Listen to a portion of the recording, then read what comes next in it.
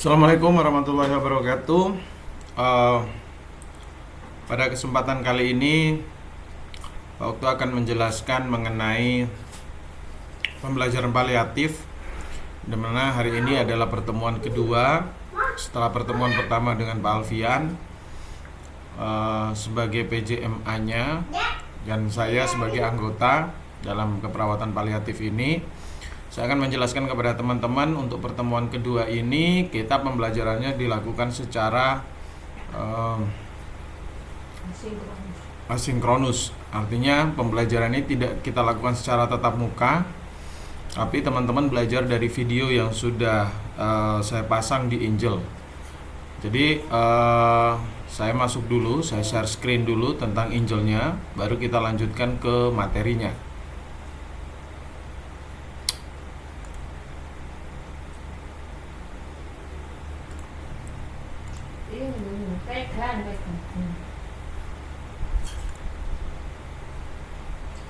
Oke. Pembelajaran kali ini kita akan belajar tentang keperawatan paliatif ya. Kalau kemarin teman-teman juga sudah diberikan penjelasan tentang konsep keperawatan paliatif, hari ini juga Pak Okto akan lebih menekankan pada konsep dari keperawatan paliatif itu sendiri sesuai dengan rancangan proses pembelajaran 1 semester. Di sini ada slide-nya, mohon maaf agak lemot mungkin ini internetnya sehingga tidak tampak. Yang kedua, ini ada tugas buat teman-teman semua di tugas TM2 ini. Ini ada pertanyaan, teman-teman tidak perlu membuat Word kemudian dimasukkan ke dalam, tidak perlu, tapi langsung bisa mengisikan di dalam penugasan ini. Yang kedua, untuk ada TM2 ini tidak berfungsi teman-teman, mohon maaf, ini tadi saya coba untuk masukkan karena saya juga pengen melatih teman-teman semua untuk pembelajaran secara asinkronus. Jadi nanti untuk absensinya saya akan menyesuaikan ya untuk absensinya. Jadi saya harapkan nanti teman-teman bisa mengerjakan itu dan menjadi bagian dari absensi.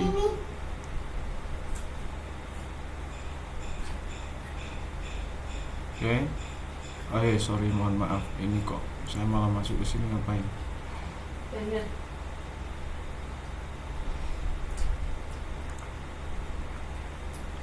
Sebentar, saya mau ubah dulu konsep dasar paliatif.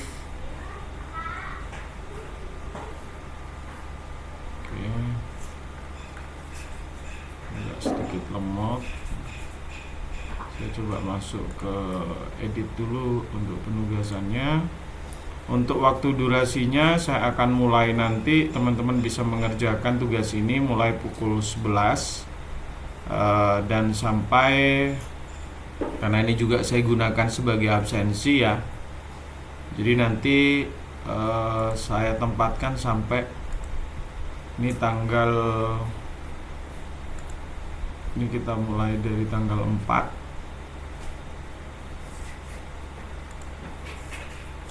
Jadi teman-teman bisa mengerjakan mulai dari tanggal 4 Oktober mulai dari jam 11 siang, kemudian nanti tanggal jatuh temponya di tanggal yang sama yaitu tanggal 4 Oktober, namun waktunya saya buat durasinya sampai pukul 18 sore ya. Jadi nanti tetap teman-teman itu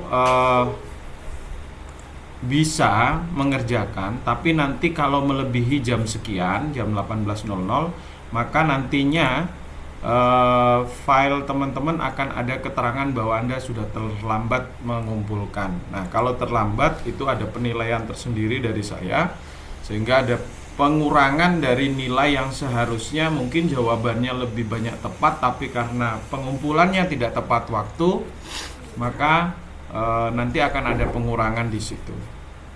Oke. Mungkin itu penjelasan saya tentang penugasan hari ini.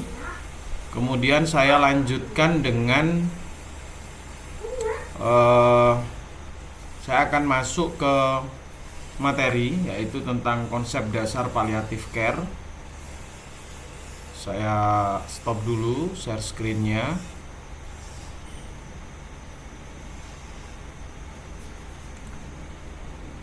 Oke, saya stop dulu untuk ini share screen-nya, kemudian saya masuk ke, karena biar tampilannya lebih besar. Oke, kemudian saya coba masuk ke nggak bisa di sini. Kemudian Windows, coba kita masuk. Oke, masuk ke sini. Oke. Nah, di sini teman-teman semua kita akan belajar tentang palliative care ya. Mungkin teman-teman sudah sering mendengar istilah palliatif, tapi secara definisi. Tapi apa sebenarnya palliative care itu? Sebentar, ternyata nggak bisa ya.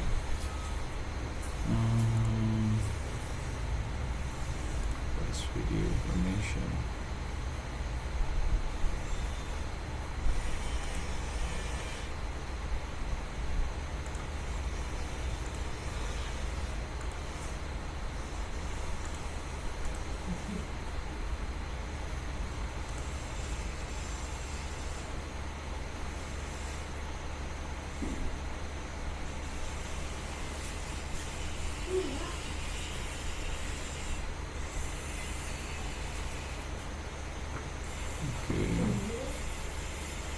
Tapi nggak bisa. Saya stop dulu.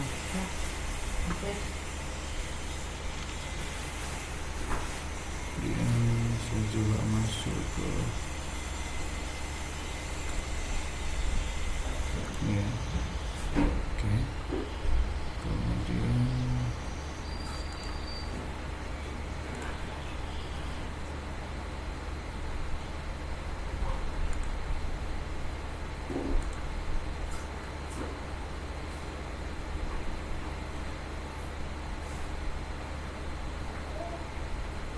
oke, sudah tampak ya teman-teman.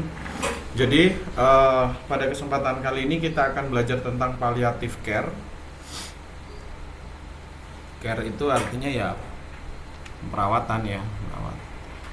Nah, pada pertemuan kali ini targetnya adalah teman-teman mampu menjelaskan perspektif keperawatan dalam konsep keperawatan paliatif. Ini sesuai dengan RPS yang ada. Kemudian mungkin teman-teman bertanya, apa sih palliative care itu? Mata kuliah apa sih dan apa yang akan kita pelajari dalam palliative care ini? Nah, gini teman-teman. Jadi kalau kita lihat di rumah sakit itu banyak, kita selalu melihat banyak orang sakit di rumah sakit ya, itu pasti ya, karena orang sakit pasti di rumah sakit. Nah, di rumah sakit itu pertolongan yang dilakukan memiliki batas waktu. Dalam artian yang datang dan hadir di sana itu adalah orang-orang yang membutuhkan pertolongan dalam batas waktu tertentu. Setelah kondisinya membaik, dia akan dipulangkan, seperti itu kondisinya. Nah, bagaimana dengan saudara-saudara kita atau orang-orang atau pasien-pasien dengan stadium lanjut atau kondisi di mana penyakitnya itu merupakan penyakit yang mengancam jiwa, namun proses penyembuhannya atau proses kalau kita bilang proses penyembuhannya itu tidak ada batasnya. Artinya memang ini harus dilakukan perawatan secara kontinu hingga usianya habis atau meninggal, kan begitu. Contohnya adalah yang saya gambarkan di sini ada cancer, kemudian COPD ya, berhubungan dengan pernafasan, kemudian Parkinson, saraf, jadi orang yang selalu bergerak badannya ini, bergetar tangannya biasanya, kemudian gagal ginjal, SIV, cystic fibrosis, ini biasanya anak-anak yang memiliki kelainan sejak lahir, yang dimana paru-parunya itu penuh dengan lendir dan dia membutuhkan selalu oksigen ada di sampingnya untuk membantu pernafasannya. Kemudian ada juga serangan atau gagal jantung. Nah, kondisi-kondisi ini tidak mungkin bisa diselesaikan atau disembuhkan di pelayanan kesehatan seperti di rumah sakit, itu tidak. Ya, semestinya ketika mereka masuk ke rumah sakit hanya kondisinya itu tanda gejala yang mungkin sangat memperparah dan mengancam jiwanya itu akan diatasi. Tapi setelah itu apakah gagal jantungnya berakhir, gagal ginjalnya berakhir, pankreasnya sembuh, COPD-nya sembuh, kansernya sembuh, HIV positifnya sembuh, atau kistik fibrosisnya berakhir? Enggak, tidak. Ya, jadi kalau di rumah sakit ya dia seandainya contoh kayak gagal ginjal, apa yang dilakukan di rumah sakit? Ya cukup dengan kita lihat dulu apakah dia memang butuh untuk dilakukan cuci darah atau hemodialisa. Kalau memang iya ya kita lakukan gitu loh. Ketika lihat hasil pemeriksaannya apakah dia sudah menuju ke asidosis atau alkalosis metabolik ya. Nah, nanti dia harus dilakukan yang namanya hemodialisa gitu. Kemudian pada kasus-kasus kanker pada kondisi tertentu mungkin dia mau kemo gitu kan, dia akan pelayanan rumah sakit gitu. Nah, cuman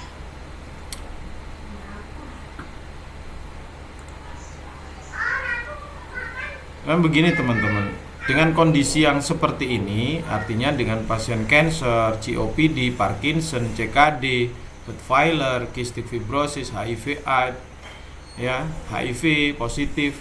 Kalau HIV positif masih belum biasanya nggak ada tanda gejala, tapi kalau udah AIDS dia menuju ke tanda gejalanya sudah ada dan harus ditangani.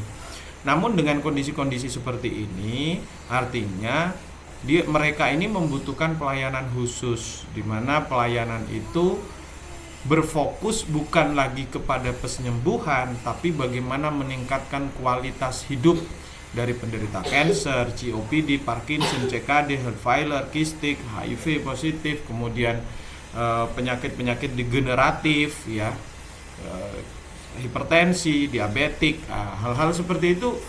Apa yang bisa dilakukan sebagai seorang perawat? Ya itulah yang kita sebut dengan palliative care.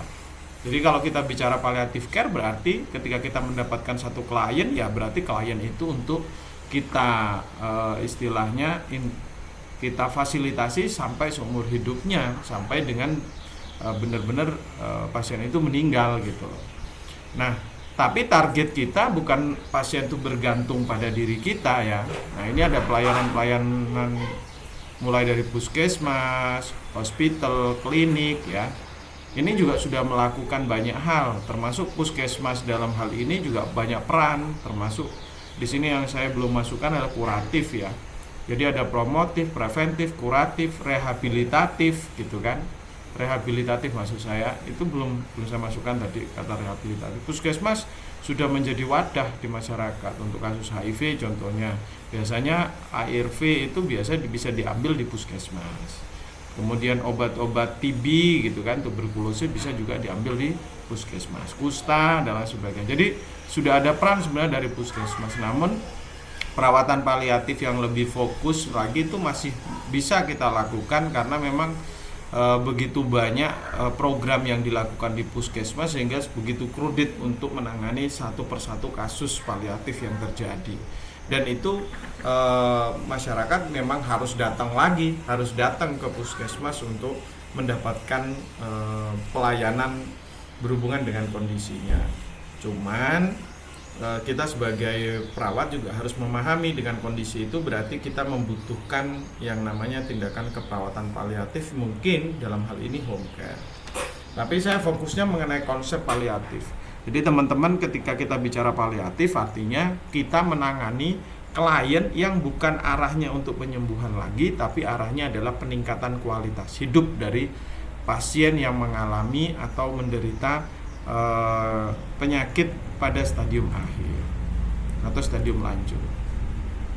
Nah, untuk kondisi palliative care ini sebenarnya sudah ada keputusan Menteri Kesehatan nomor 812/Menkes/SK/7/2007 yang membahas tentang palliative care.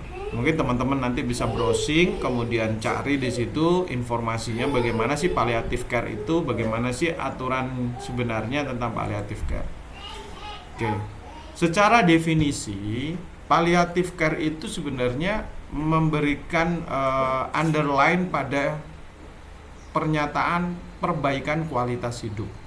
Jadi pasien dan kita itu dalam melakukan palliative care berarti punya tujuan bagaimana pasien ini tidak merasa dirinya itu sudah tidak berguna atau sudah merasa bahwa dia itu hanya menyusahkan orang lain. Jangan sampai itu muncul, karena target paliatif itu bagaimana kita memperbaiki kualitas hidupnya. Poin yang kedua adalah bagaimana kita mempersiapkan keluarga dari pasien itu untuk dapat menjadi support system.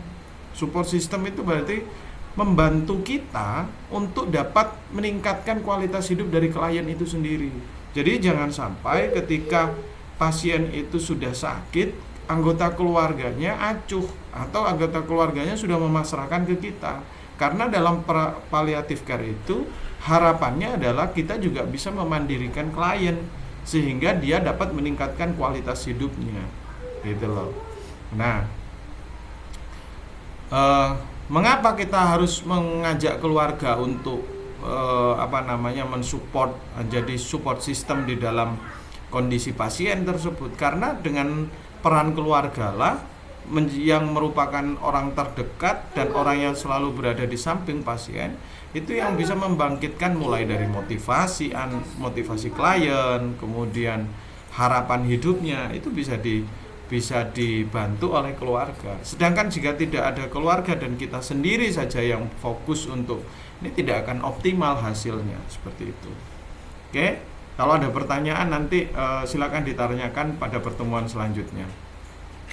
Kemudian secara kualitas hidup, nah apa yang bisa kita berikan? Apa sih yang dimaksud dengan peningkatan kualitas hidup itu? Jadi kalau kita itu pengen meningkatkan kualitas hidup seseorang dengan kondisi yang dia dengan stadium lanjut, artinya dia secara fisik tidak dalam keadaan baik-baik saja sebenarnya, tapi dalam segi psikologi, kemudian kita memang harus tetap gitu loh. Artinya kita memang harus tetap mengkondisikan gejala fisiknya ini tidak memperburuk kondisi psikologinya. Artinya seperti itu. Jadi contoh yang harus kita perhatikan ini menurut Jennifer ya, peningkatan kualitas hidup itu juga harus memicu kita perhatikan dari gejala fisiknya. Jika memang ada keluhan ya kita harus atasi. Kemampuan fungsionalnya, aktivitas sehari-harinya, kesejahteraan keluarga, spiritual, fungsi sosial, kepuasan terhadap pengobatannya, orientasi masa depannya harus ada, kehidupan seksualnya, bahkan fungsi dalam bekerja. Oke, saya lanjutkan ya. Nah, gejala fisik ini biasanya dengan kondisi penyakit terminal itu biasanya keluhan yang dirasakan oleh klien itu seperti ini. Oke, sebentar ya. Keluhan yang biasa dihadapi ada nyeri, keluhan mual, tidak nafsu makan, diare, batuk, sesak, kemudian mungkin ada luka, kemudian mungkin ada rontok di bagian rambut. Nah, gejala-gejala fisik seperti ini harus menjadi orientasi kita untuk memperbaiki kondisi pasien. Jadi kita sebagai tenaga kesehatan ya memang fokusnya salah satunya adalah gejala fisiknya. Jika ada keluhan nyeri, nah maka kita akan konsulkan ke medis untuk diberikan obat-obat analgesik yang mungkin dosisnya atau jenis obatnya memang agak berbeda karena kondisinya fase-fase terminal, contoh kasus pada kanker gitu kan nyerinya luar biasa. Kemudian keluhan mual, ya kita nanti konsultasikan untuk diberikan obat anti mual dan kita juga membantu pasien ini untuk mengkonsumsi makanan yang sedikit tapi sering. Terus tidak membuat aroma yang membuat mereka menjadi mual. Kemudian tidak nafsu makan, ya kita harus tetap memotivasi pasien ini untuk mungkin makan makanan yang dia suka selama tidak berkontraindikasi dengan kondisinya. Kemudian diare, batuk, sesak, kemudian luka. Kalau ada luka mungkin ini kita bisa ini bagian dari kompetensi kita yang harus kita selesaikan. Oke, saya lanjut lagi, ini gejala fisik. Kemudian bagaimana dengan fungsi kemampuan fungsionalnya? Nah, kemampuan fungsionalnya apa yang bisa kita lakukan? Ya kita harus bisa membuat pasien itu mandiri. Artinya bisa melakukan ADL, activities daily life-nya itu bisa dilakukan. Meskipun dia dalam kondisi punya istilahnya penyakit stadium lanjut, tapi is okay karena siapapun berhak untuk merasakan kehidupan yang layak, kehidupan yang lebih nyaman kan seperti itu.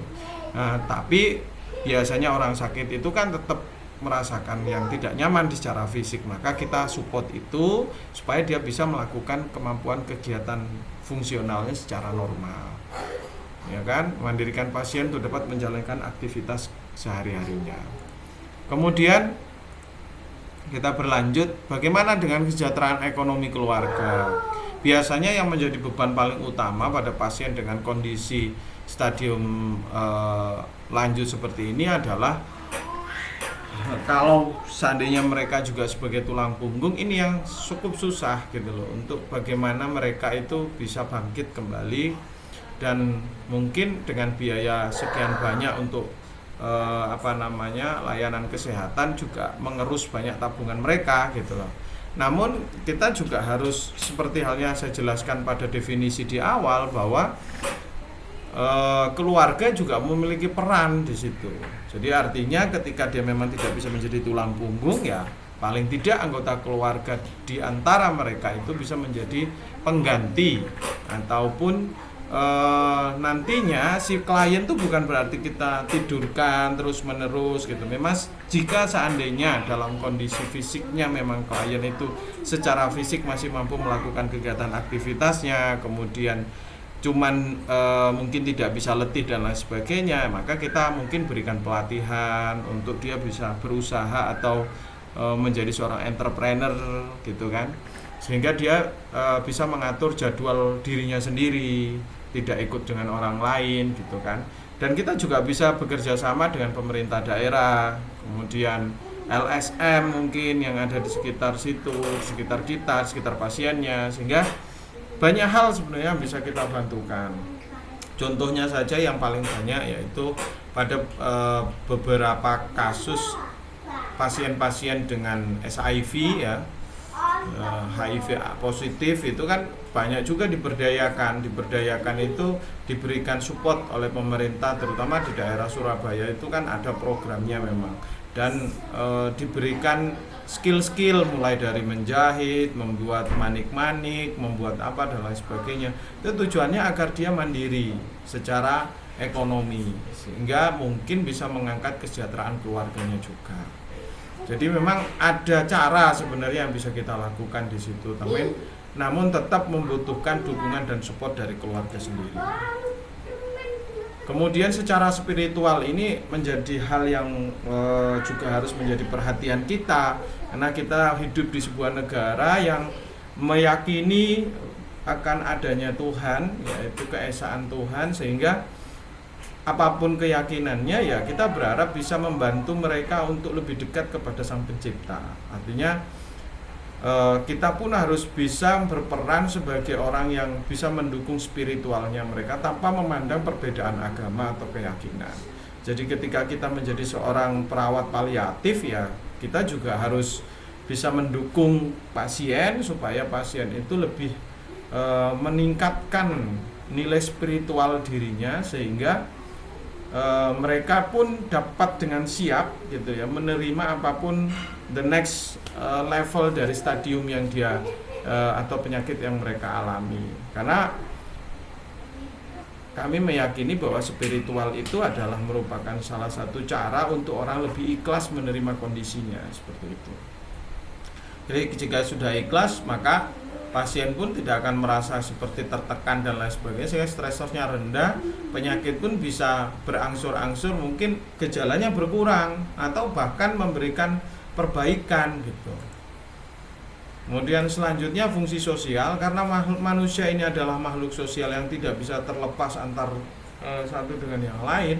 Ya jangan dengan kondisi seperti itu kemudian kita melarang mereka untuk bisa berdiskusi dengan temannya, ngobrol dengan temannya, berkumpul, itu jangan. Kalau bisa kita fasilitasi malah, namun dalam batasan-batasan bergantung kondisi klien, artinya tidak kontraindikasi dengan kondisinya. Bukan kita fokus secara fungsi sosialnya kita dorong, tapi kita tidak memperhatikan kondisi fisik pasien. Nah, itu akan sangat bermasalah juga. Jadi ya kalau saya bantu pasien di mana untuk memiliki fungsi sosialnya berjalan, tapi tetap kita harus fokus pada kondisi pasien itu, jangan sampai kontraindikasi dengan kondisinya gitu. Kan banyak cara untuk dimana mereka itu dapat bersosial, mungkin melalui video conference, dan sekarang perkembangannya seperti sekarang kita ini mungkin dengan video dan lain sebagainya, sangat bisa untuk berinteraksi.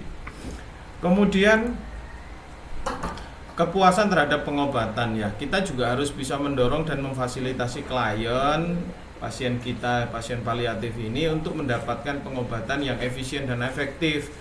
Baik itu mungkin harapannya bisa gratis, dan pemerintah memang sudah banyak membantu untuk masalah pengobatan ini. Tinggal nanti dikonsultasikan ke Health Premier atau Puskesmas ya. Nanti teman-teman bisa datang ke sana untuk mendapatkan pengobatan yang bagus, ya tetap bagus, dan juga harganya terjangkau bahkan gratis gitu loh. Jadi teman-teman sekarang itu dimensinya adalah puskesmas itu sudah berubah, tidak seperti dulu. Puskesmas sekarang itu sebagai wadah di mana kita itu pelayanan utama kita ketika kita mengalami kondisi yang kurang baik.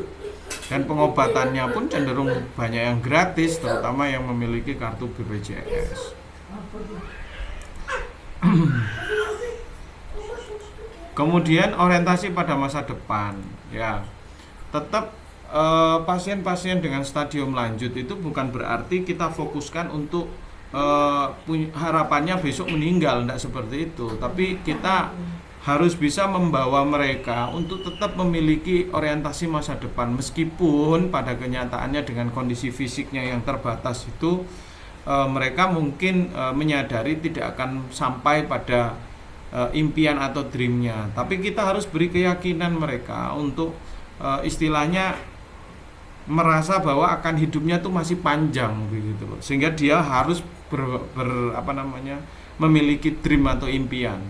Jangan sampai kita itu mensupport dia untuk berpikir bahwa besok dia itu sudah akan meninggal, tidak seperti itu. Tapi palliative care itu bisa membuat orang itu berorientasi bahwa masih ada harapan dia untuk hidup ke depan dan berdamai dengan kondisi penyakitnya, seperti itu. Nah ini dan banyak sekali sekarang, bahkan di teman-teman bisa cek di YouTube, banyak sekali orang-orang dengan HIV yang masuk dalam kategori penyakit yang mengancam jiwa dan juga masuk pada stadium lanjut, tapi mereka bisa sukses gitu loh. Artinya mereka dapat meraih dreamnya.